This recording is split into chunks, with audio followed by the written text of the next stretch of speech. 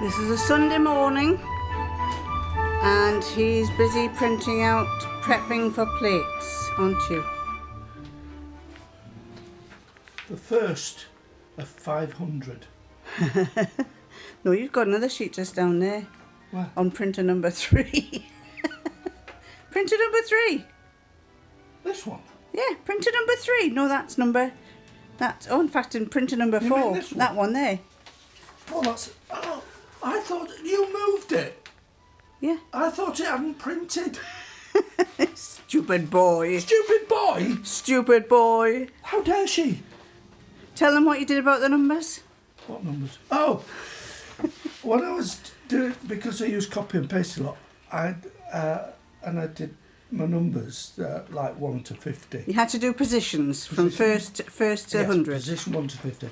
So we got to 20th, and then I did 21st, 22nd, and 23rd. Was it just a 3 you did, or did you had you done more? No, then I did 30, 31st, 35th, 33rd, and then 43rd. I can't do it. 45th. 40 It's seconds. no wonder they put ST, ND and RD, because you can't do TH. If you do TH, it all falls apart. And of course, it all fell apart. Fortunately, I know I made them. Right, so we've got a pile of trophies to get out. I've just gone round the kitchen to show them all the boxes. Oh, that's just one pallet that's going out. They've already had a pallet full. Yeah. This is, we're all on the end of this one. We can settle down and enjoy Christmas. Hi everybody. Happy Vlogmas. It's the 13th. It's Sunday, the 13th of December. And I'm going to go through this fairly quickly because it's Sunday. The day of rest.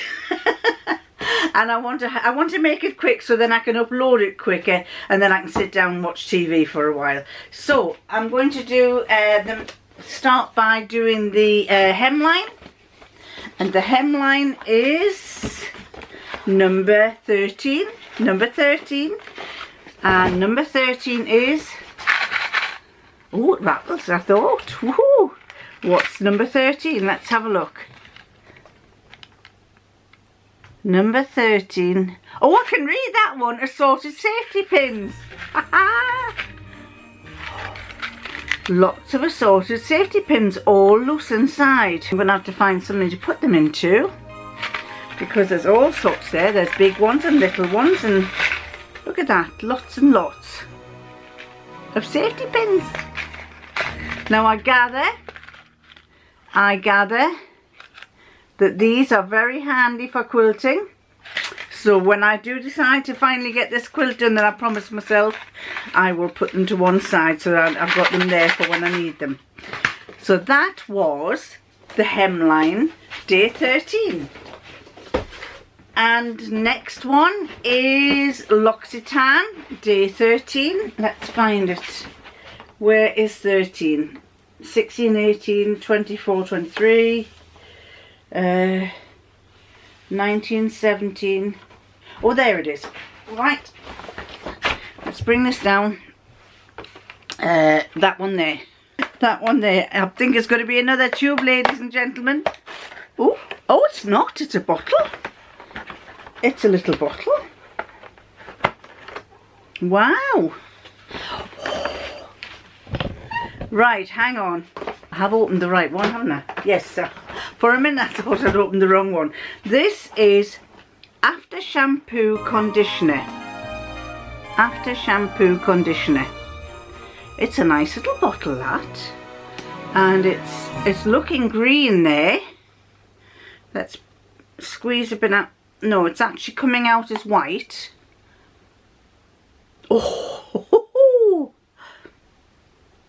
Oh, golly, that is... What does it smell of? Oh, that's a nice smell. It is... Oh, I can smell all sorts of things in this. Herbs. All sorts. So that is going to be lovely when you put it on your hair. What does it say here? Formulated with a natural vegetable complex of 5 essential, oh here they are, of 5 essential oils: angelica, lavender, geranium, liang liang and sweet orange. This conditioner helps nourish and restore capillary fibre. So that smells really nice, and if I like it I might buy some more sometime. So there, that is day 13. Now then, Sherlock. Sherlock Holmes. Now I've got to find which one it is. Yes, it's here. It's called A Fiery Greeting.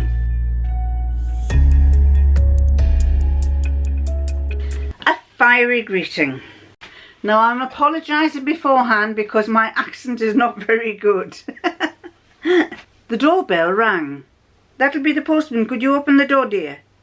Mrs. Mockridge called from the kitchen, where the wonderful smell of the first batch of Christmas cookies baking in the oven was wafting through the air, and a bowl of pastry was waiting to be cut into Christmas shapes.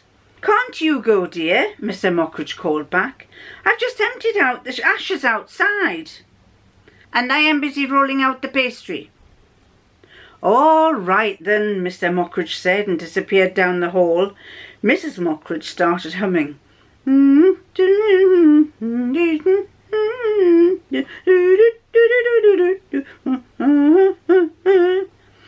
As she carefully transferred pastry Christmas trees onto the baking tray. "My dear," Mr. Mockridge called again, "you were right, it's the postman, and he's on fire." Mrs. Mockridge giggled. Her husband was famous for his little jokes. It was one of the reasons she loved him. "Would you mind fetching the fire extinguisher out of the lumber room?" Mrs. Mockridge grinned. The postman had probably brought the parcels with presents from her Aunt Roberto in Mexico. Mrs. Mockridge, née Sanchez, had only moved to England a few months ago after marrying her husband, who she met while he was on a business trip in South America. Roberta had promised to send her various items for a traditional Mexican Christmas to make sure she didn't get homesick. "Darling, could you hurry up, please? He'll be dead in a minute." She decided she'd better have a look after all, and found her husband kneeling beside the smouldering postman. He had thrown the thick leather coat she had bought to fend off the unaccustomed winter cold over the man and managed to smother most of the flames. But there were still a few tongues of flame licking the hem of the coat. Outside the door, the burnt package of a large parcel was spread out on and around the bin for the ashes. Mrs. Mockridge stood in the hall as if she'd turned to stone. The smell of the biscuits in the oven mingled with the smell of the postman's burning uniform. "Darling!" Mrs. Mockridge stared at her husband as if through a fog. "The fire extinguisher, please!" And at last, finally, she broke out of her stupor and ran to the lumber cupboard. There you go. Now, what has happened to the postman and how is he on fire? You'll find out after this. Right, I've got an apology to make. In the main, to all of you who are watching this vlog, and in particular to one person who sent me an email, and that's Leah Morrison, but also to everyone else, because I hadn't realised, and Leah pointed this out to me, I'd realised one thing. She pointed two things out to me. One of them I'd noticed last night when I was doing I think I noticed it last night just after I'd come out of here and I was starting to upload the vlog, and I didn't have time to change it because you're under a tight scale to get it out the next day. And the other one was something she told me that I hadn't noticed that I was saying. So the first one was when I was telling you about the little Scottish piper, I said that Aberdeen was over there. Now, when I came to uploading it, I realised that it wasn't there, because we've been to Aberdeen, and Aberdeen is where that dot is. Can you see where that dot is? Just next to the red dot. That is where Aberdeen is. And Leah pointed that out, that I had completely got it wrong and I'd put Aberdeen up there. That is definitely not where Aberdeen is. It's over here. And I wanted to go back and change it, but I didn't have time, and I forgot when I came to uploading. I forgot, so I thought my plan was to tell you straight away that I hadn't done it, but she pointed that out. The other thing she pointed out was that I keep saying England to you, a map of England. Well, it's not. It's a map of the British Isles. The British Islands include Southern Ireland, all the other islands that go around Great Britain. So apologies to Leah, apologies to people who were in Scotland where I put Aberdeen in the wrong place, and apologies to those of you who live in any of these islands for me keep saying England. I hadn't realised I was saying it. So yes, it's the British Isles. So let's go on to the next number, and the next number for 13 is this one down here. Can you see that? Number 13. And number 13 is here. And do you want to see what it is? There you go, Sherwood Forest. And on the other side is our little man Robin Hood. Robin Hood, Robin Hood, riding through the glen. Do you remember that, ladies and gentlemen? We used to sing that. And, well, I used to sing it. I used to love to watch, oh, what was his name?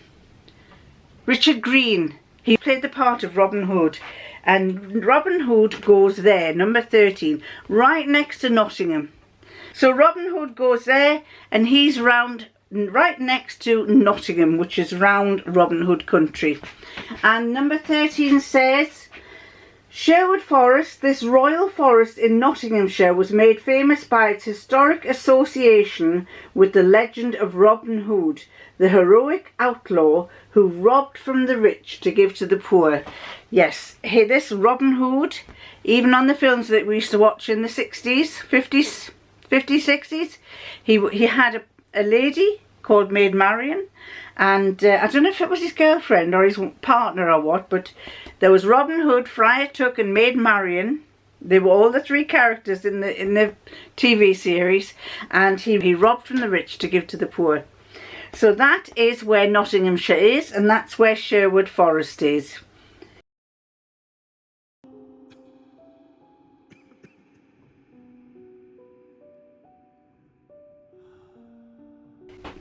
Right, and back to the solution to Sherlock Holmes, to the fiery greeting. Fiery is spelled F-I-E-R-Y.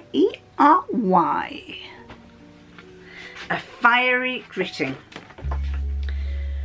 A booby trap for Mr. Mockridge, a travelling salesman, Watson. The bomb went off too soon. Nothing of the sort. The man works for a soap manufacturer. We won't find a motive there. There's a totally different solution in this case. His wife said the parcel was from her Aunt Roberta and contained traditional Christmas items. What do you suppose they might be? Dr. Watson said, Christmas puddings and glass baubles, presents and some mistletoe. What are you getting at, Holmes? Mrs. Mockridge comes from Mexico, you will recall, Watson. Well, people there celebrate the birth of our Lord with... Watson said, with fireworks. I've read about it. But why would a parcel of wrapped rockets go off all of a sudden when all the postman did was stand outside, ring the bell and wait for the door to be opened?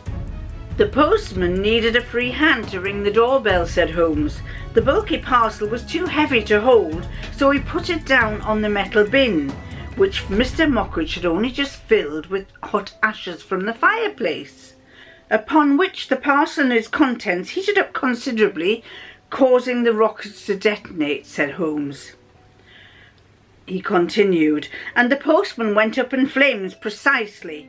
So this wasn't a perfidious attack. It was an accident the poor fellow won't forget in a hurry. At least he was more fortunate than the burning Santa we met a few days ago. People are so careless with fire. It's astonishing, really. The postman will survive, thank goodness. He was taken to hospital with second-degree burns. Luckily for him, his guardian angel wasn't on a Christmas holiday.